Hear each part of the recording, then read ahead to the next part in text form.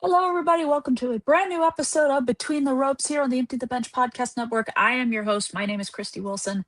And yes, I am in mourning, as you can see from the shirt. I'll get to that at a certain point when I feel ready to talk about it. But there we go. There you see everything on the ticker. You can follow BTR on social media here. You can also, if you want to check out more ETB content, you of course can go to youtube.com/ETB network. You can find out all that good stuff, including, you can check out, of course, coming up tonight, the ETB Lounge with Nick DiMartino. It's going to be very funny, as I think so.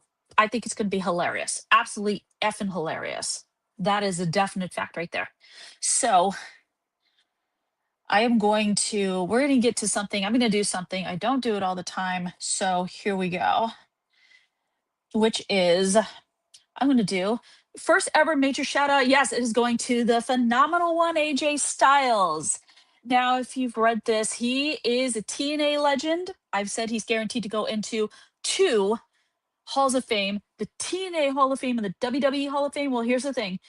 Next week, January 15th, on TNA Thursday Night Impact's first official debut episode on AMC, AJ's going to be there. And I am so stoked about that because let's face it, I know there are TNA fans that absolutely, positively love this guy. I know he's going to end his career with WWE, but TNA is where he first made his name. That's probably home for him.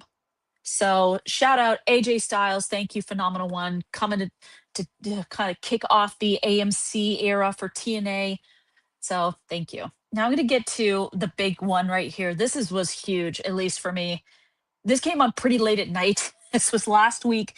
New Japan Pro Wrestling's version of WrestleMania, Wrestle Kingdom. Yes, the I unfortunately is a capital letter. I don't know why I did that. I guess when I was doing the banners, I didn't slow down, but that's my fault, not anyone else's. So there is there's all that.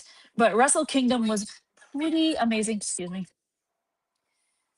But Wrestle Kingdom overall, really, really good show. Some big, big matches on the card. Two of them really stood out to me. One was the never open weight championship between Evil. For all of you who don't know anything about pro wrestling, yes, there is a wrestler whose ring name is Evil.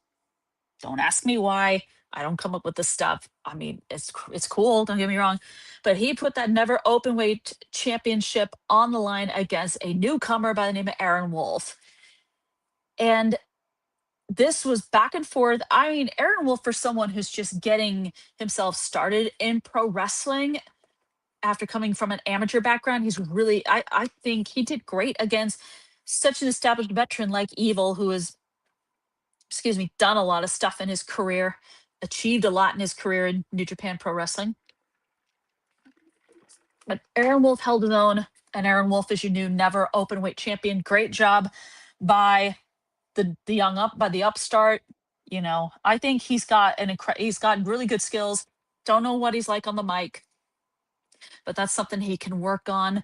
The more he keeps working in the dojos and New Japan Pro Wrestling's dojos and everything like that. So I think he's on his way up. And to win a title match in the big event that New Japan, which is New Japan's version of WrestleMania, this is huge for him. So I think clearly that company sees something special in him because they strap the rocket to him. I think he's going to win more championships before he makes the decision of whether or not he wants to come to the United States and kind of test himself in either WWE or AEW or TNA. We'll see what happens, but I have pretty high hopes for him. I really do. I think he's got potential, and I think he's going to be fantastic. I think he's going to do very, very well. The next one here is a recap NXT. Oh, and I forgot something. I'm so sorry. I'm going to go back to this one. There was one more match that stood out. I went on and on about Aaron Wolf, the new never openweight champion, for a little too long. So I'm sorry, but I now got to go back to this one now. The big, big match on the card. This was the main event, was the final match for the ace of New Japan Pro Wrestling, Hiroshi Tanahashi, going up against an old friend, an old rival, the Rainmaker, Kazuchika Okada. Didn't come with anyone from the Don Callis family, just him. And they had an incredible, incredible match. Yeah, Okada won. But if you saw what happened after the match, so many people, I think Okada showed Tanahashi respect. You had Kenny Omega, Tanahashi's had multiple matches with over uh, that time period in New Japan. Kenny Omega came out to show Tanahashi respect. Will Ospreay was there. Jay White, um, Shibata from the Ops came in. I mean, they started having a fun little brawl, but it was all in good fun. So Tanahashi leaves behind an incredible, incredible legacy in New Japan Pro Wrestling. I know he's doing front office stuff now, so now he's going to fully transition to that full time. But if any of you want to know, how do I know about Hiroshi Tanahashi? He came to AEW. He was supposed to fight CM Punk in 2022 after Punk won the AEW World Title from Hangman and Page of Double or Nothing, and Forbidden Door was coming up. So Punk wanted to know who his opponent was, and Tanahashi came out, and I was very surprised because I had heard his name. I didn't know much about him because New Japan Pro Wrestling is I don't follow it very closely. I know a lot. There are plenty of people out there who do. I know a few who do. And then when Punk got hurt and John Moxley was the interim champion, he'd always wanted a match against Tanahashi, and he got it at Forbidden Door. And I actually thought it was not a bad match. I know Tanahashi is older. I've heard people tell me, well, his knees are shot. There's nothing left for him. But it was he and Okada had a really good match. And Tanahashi got so much respect because he's the ace of New Japan Pro Wrestling. That's who he is. That's who he always will be. So thank you, Mr. Hiroshi Tanahashi. Thank you. Let's recap New Japan Pro Wrestling Wrestle Kingdom. All right. Now going back to this one. NXT New Year's Evil was unpredictable and just flat out weirded me out. And one of the big matches, what was supposed to be a title match between Blake Monroe and Thea Hale to kind of settle the whole women's North American title. I guess you could call it a dispute. I guess I don't know what the heck you would call it if I'm being honest with you. It turned into, I guess, the evil side of Blake Monroe came out, and holy shit, she attacked Thea Hale to where Ava, the GM, had to ban her from the building. And ironically, poor Thea decided to go and defend this title anyway by issuing an open challenge. Almost the majority of the women's locker room came out, including Tatum Paxley, who earlier in the show beat Izzy Dame in a heck of a match, came out with a chainsaw. But Izzy, I guess, despite losing to Tatum, decided to have the last laugh. She accepted the open challenge, and now Izzy Dame is the women's North American title. But I think that will cause Tatum Paxley to be seeing red, no pun intended. I think that's another reason for Tatum to kind of get revenge on Izzy. There's that. The big headline coming out of this, and this kind of surprised me as well. Obafemi beat TNA X Division champion Leon Slater, one of the rising stars in this business. I mean, this dude is fantastic. I mean, this guy, holy crap, so good. But Obafemi retained. And if you watch the last segment of this episode of NXT, the special episode of NXT, Obafemi vacated the championship. He left the belt in the middle of the ring. And that's left everyone confused, at least. But for anyone who has, ironically, anyone who knows this sort of thing way more than me, when you see something like that, clearly that means Obafemi's going to the main roster. That's people like me have been calling for him to go to the main roster for a while. He's clearly ready. If you watch that Saturday night's main event match between him and Cody Rhodes, that clearly showed you Obafemi could hold his own against anybody, even a main roster star like Cody. He can do it.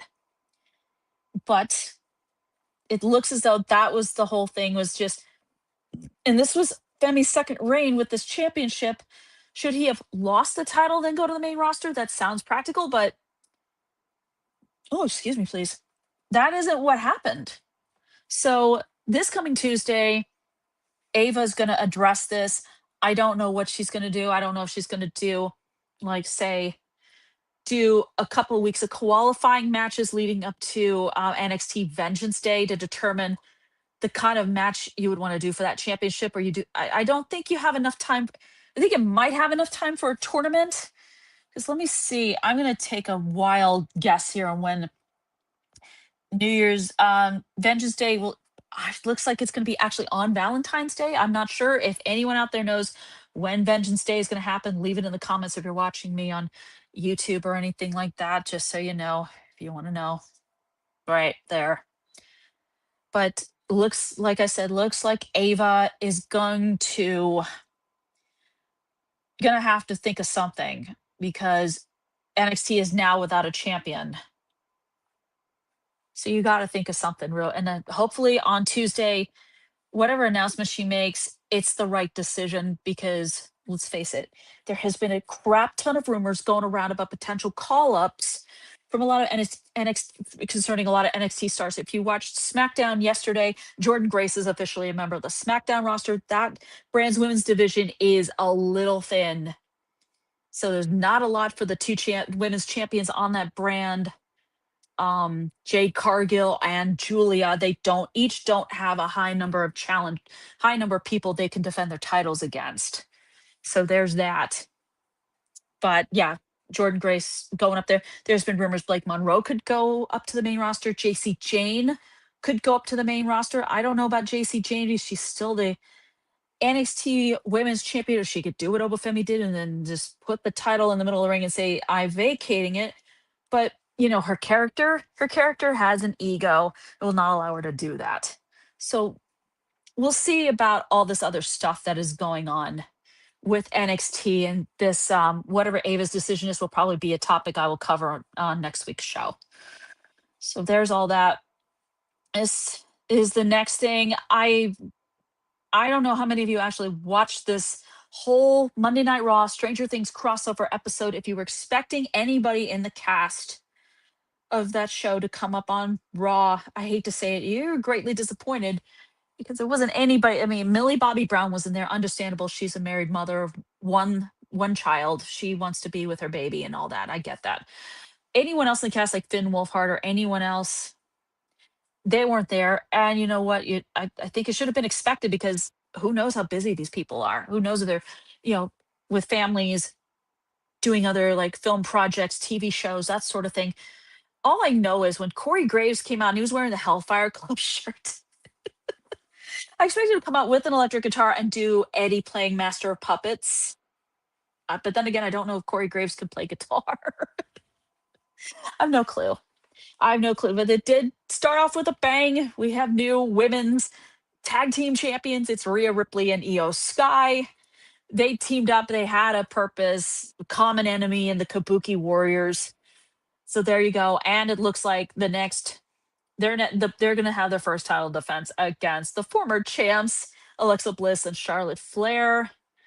So that is definitely going to be something. Javon Evans officially went to Monday Night Raw, signed his contract and everything. So that is definitely something for a anniversary episode, 1 year anniversary of Raw on Netflix.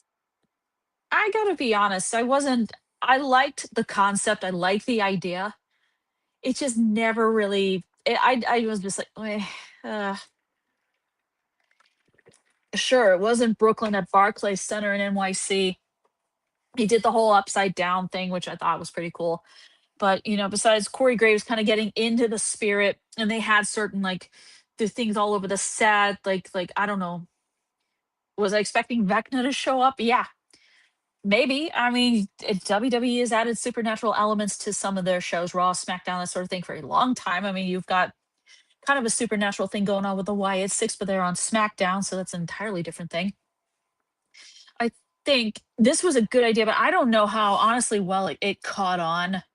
I'm not 100% sure if it did, but that's neither here nor there.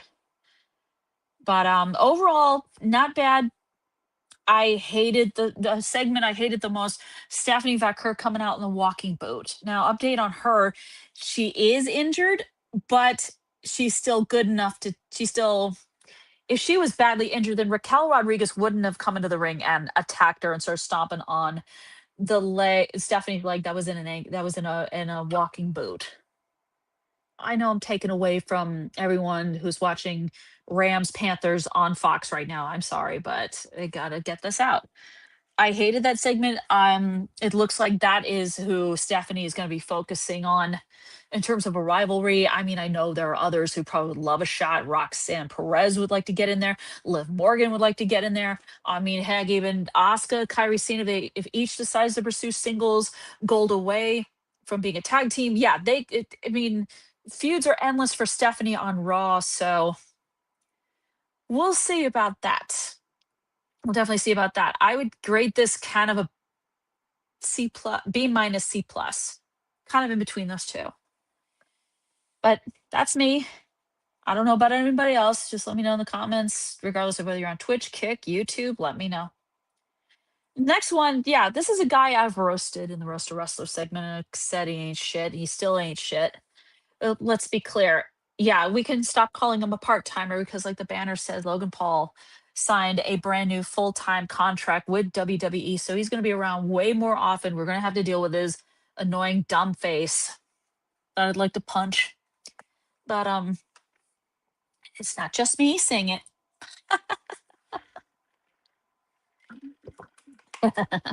It's not just me saying it. But yeah, he's part of the vision. He's going to be on WWE TV much more often. He's going to be at the pay-per-views, especially with the Royal Rumble coming up in Saudi Arabia and then Elimination Chamber in Chicago. We're going to see more Logan Paul. I mean, I think he's going to be literally everywhere to the point we're all going to be basically, we're all going to feel sick to our stomachs pretty much. I'm going to do that. But yeah, this is, to me, Logan Paul is a total ass joke. And I did say I wish I had had this sound effect. Well, I do. I'm looking for it right now.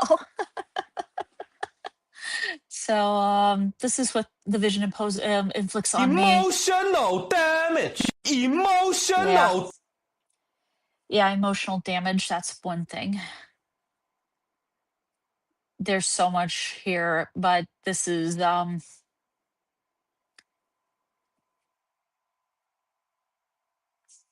you go.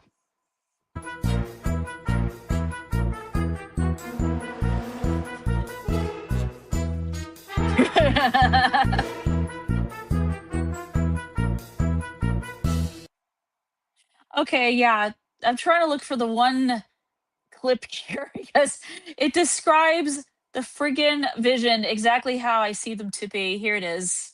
I found it. Clown show, clown show, clown show, clown show.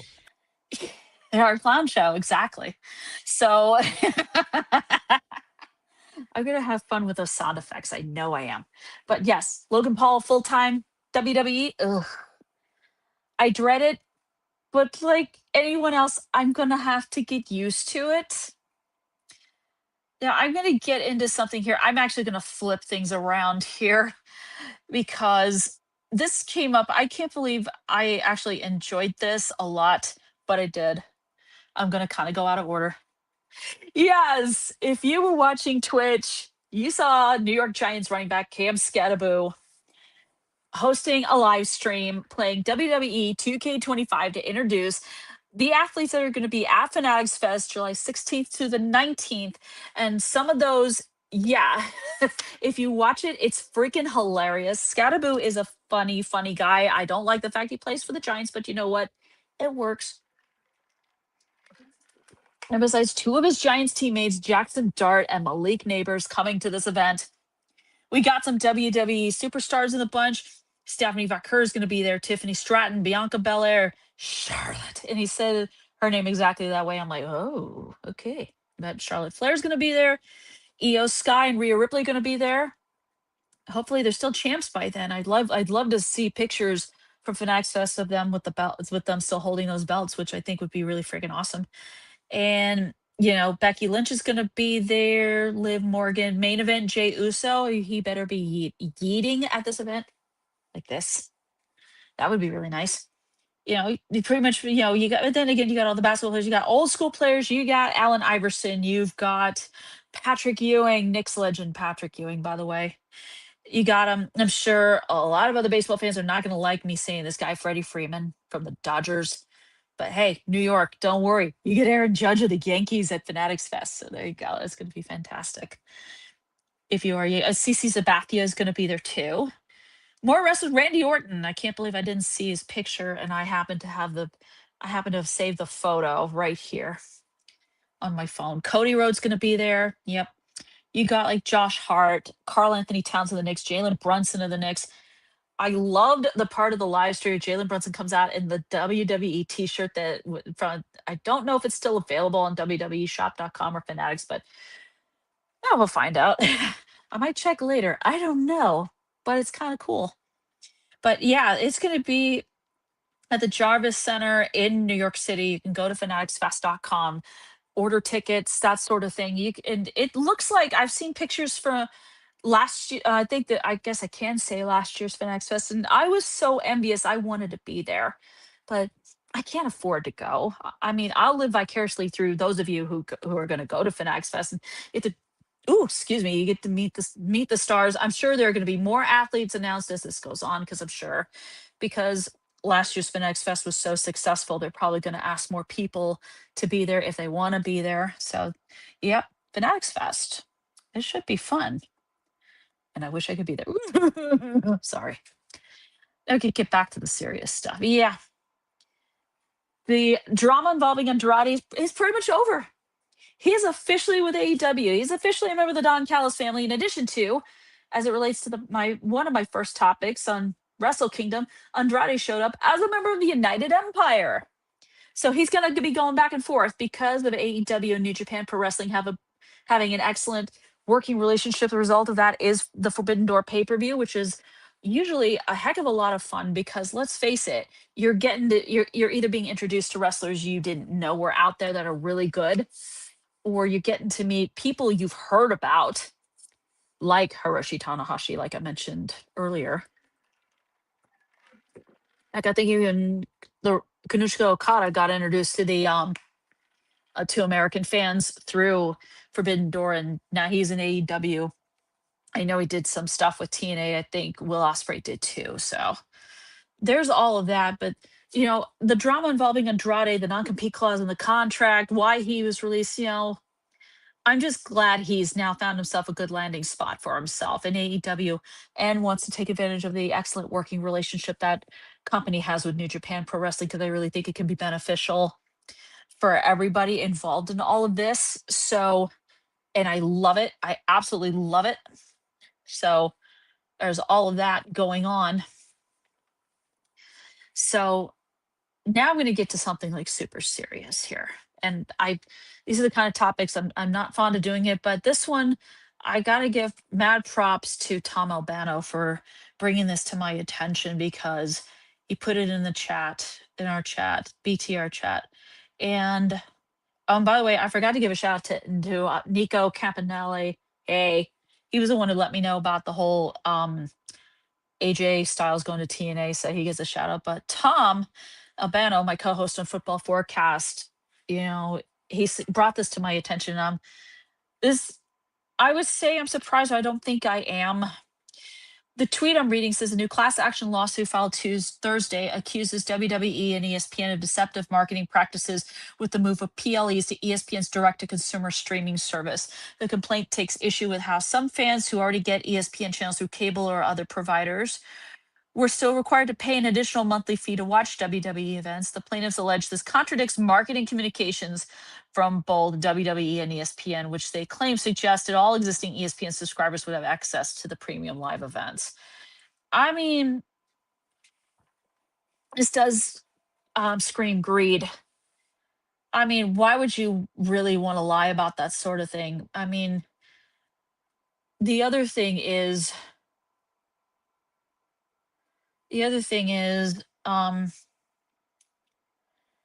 I just find it completely shocking that this sort of thing is happening. I mean, why? I mean, that is you basically ripping people off. That is pretty much what it really is, and that is how I feel about it. I mean, why?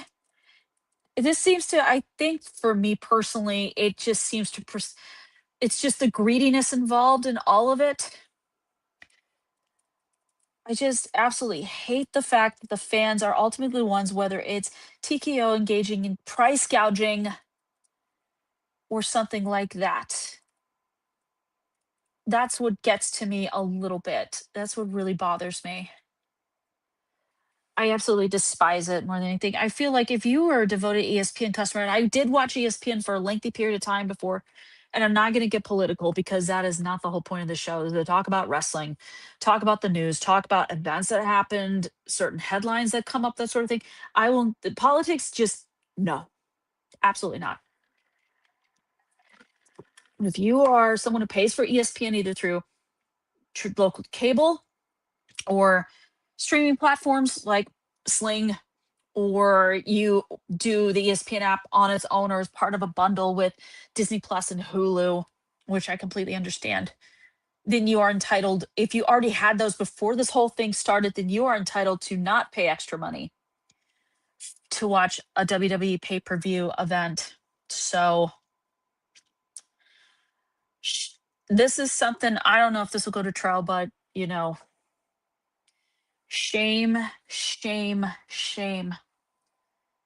Another big thing happened. Yeah.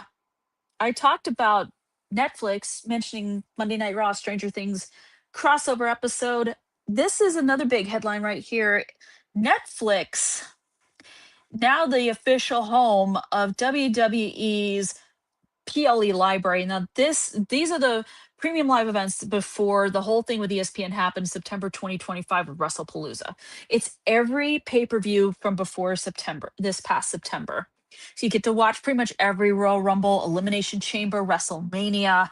Let's say you can watch Survivor Series. You can watch, I mean, even the so-called Rumble that everyone wants you to forget about from 2004, and it's because of wrestler Chris Benoit. That's a topic I really don't want to, I don't ever want to talk about because I just personally do not feel comfortable with that. It's just me personally, it just makes me feel squeamish. But you can check out all of that stuff. You can check out SummerSlam. I mean, heck, you can even go back to like watch the 1992 SummerSlam, especially the match between Bret Hart and his then brother-in-law Davey Boy Smith for the Intercontinental Championship. So you can check all of that. I mean, heck, I think you can go all the way to WrestleMania 1 if you wanted to. I mean, my God, that would be something. I like that idea.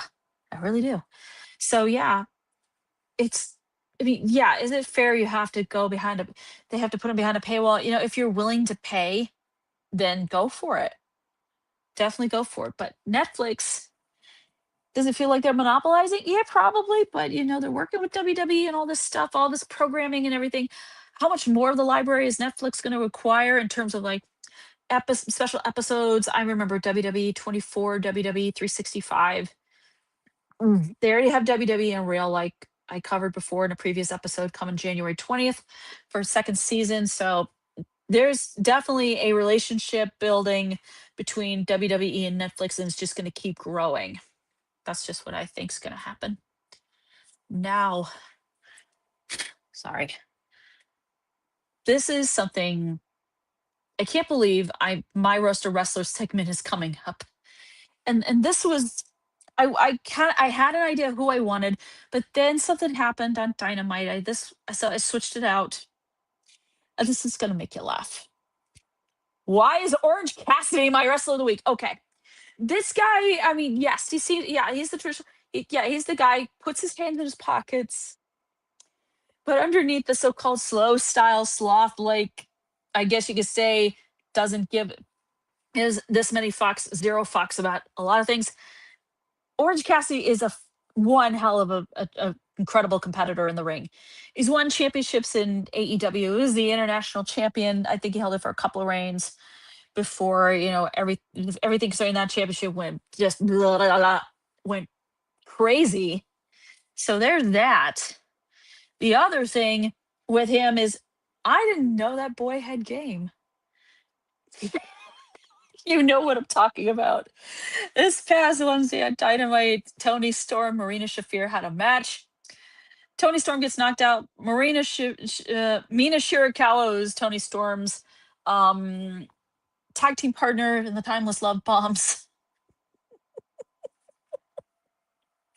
Comes in, gets hit in the boob, and oh god, Orange Cassidy, yeah, it took his time, and the next thing you know, this dude has both women, one on each arm.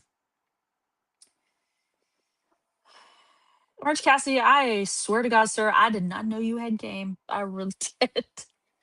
I know in real life Tony Storm is married to Juice Robinson. As for Mina Shirakawa's love life, I don't know anything about that. That's probably none of my business. I would never ask anybody who you dating. I wouldn't do that unless they wanted to make it public knowledge. But yeah, underneath the denim, the jeans, the denim jacket, and the shades, and the fact he's come out to two different types of entrance music. By the way, OC, I'm gonna make a request. Please start coming back out to Jane by Jefferson Starship. That became my favorite song, and I even use it as my This is gonna sound so freaking stupid. I use it as my alarm clock thing when it goes off. I hear that do do do do do do do do do. Yeah, I might have gotten that wrong, but hey, neither here nor there. So I'm telling you right now, I'm telling you right now, it is crazy to think that this guy, yeah, he can irritate the shit out of you, but that man has got game. I'm telling you.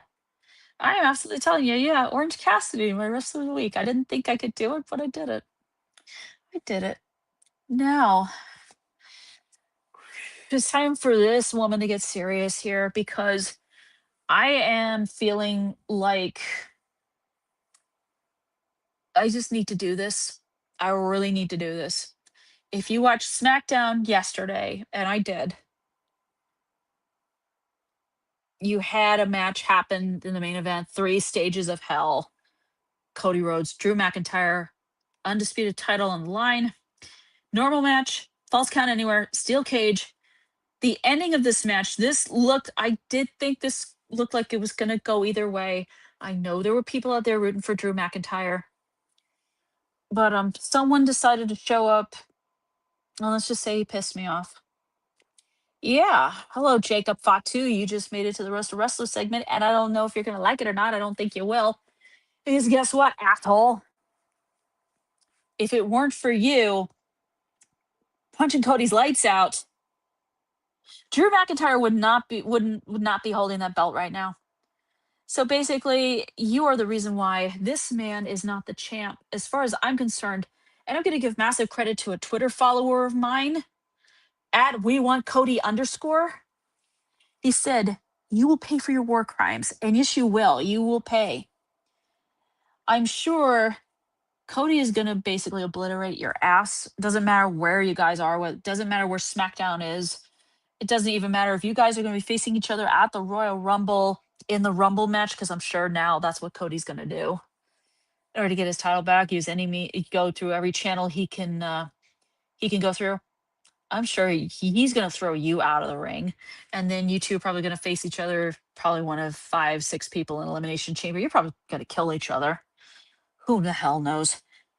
Here's the thing. There were people who thought Cody was going to retain that title in this match so he could face up against your real life cousin, Roman Reigns, at WrestleMania. Run it back. One more match. Roman gets the belt back. I don't like that idea.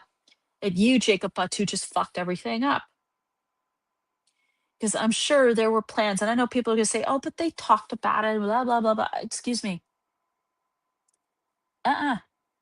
Jacob Fatu, you could have, I don't know. I know you were out for a little bit with an injury. You were great. You were a really good United States champion.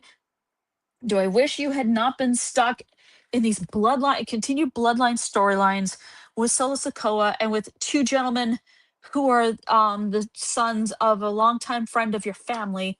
Yeah, I'm talking Tama Tonga and Tonga Loa, who are the adopted sons of Haku, who is a friend of the Anawahi family, the Fatu family. If you had feuded with other people like the Viper Randy Orton, like Cody like Drew McIntyre. Heck, I think your profile would have been lifted up like this, but I think because you're stuck in bloodline storylines, I mean, heck, yeah, it was great. You turned on Solo Sikoa and pushed him off the ladder at Money in the Bank. I get that. I totally get that. But you deciding to punch Cody Rhodes, let's face it, is it necessary? Maybe for you it was. But for those of us Cody fans, we saw it for what it was. It was bullshit. It was total bullshit. How much did Drew McIntyre pay you to clock Cody, huh? Tell me. Were you bribed into it? What, is Drew McIntyre blackmail material on you? What did he do? Threaten your life? Did he say, help me win my championship or I ruin you? What the fuck? What the actual fuck? Your motto is all gas, no brakes. Well, guess what, dude? You put the brakes on to go after Cody. And now you've got a very pissed off American Nightmare coming after your ass. And guess what? He's gonna put the pedal to the metal and he's gonna do everything in his power to basically run your sorry ass over. Jacob Fatu, sir. You could have had it all. I mean, my God. Heck, I was even reading some tweets from people saying, oh my God, Jacob Fatu could be a world champion. Yeah, you could have been. You could have been. No, no, no, no, no. Not at all. Jackass. Hold on. That's another sound effect I use. This is how I describe you. There, Jacob Fatu.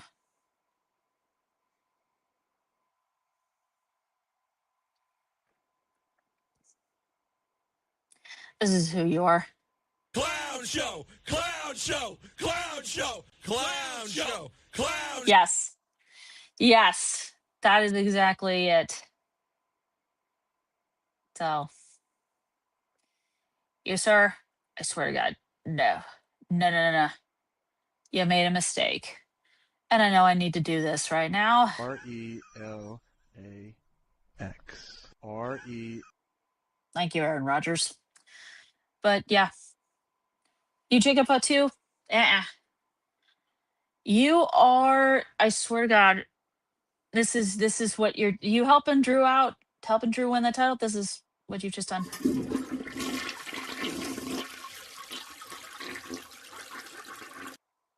Yep. Great job there, pal. Oh boy. So Jacob Fatu, sorry for all of you. Please cover your children's eyes when I do this. There you go. I'm telling you that. Ugh. I don't know what to say about that, but yeah, that is going to be it for me. And you all can go back to your wild card football games now. Enjoy yourselves. So here you go. You can follow BTR on social media right here. You want to check out all our content. Like I said, the Saturday edition of the ETB Lounge is debuting tonight with Nick DiMartino. Go to youtube.com/ETB Network, and you can check out Gridiron Gurus tomorrow.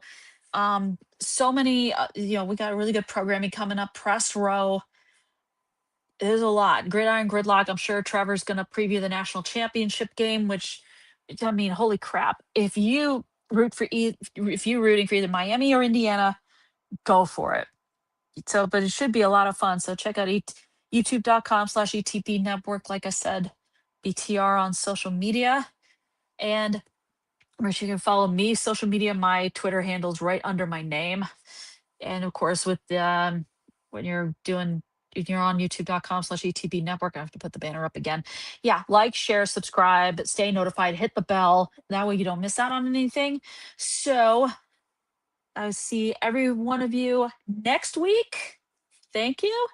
And see you next week in an episode of Between the Ropes. See you later.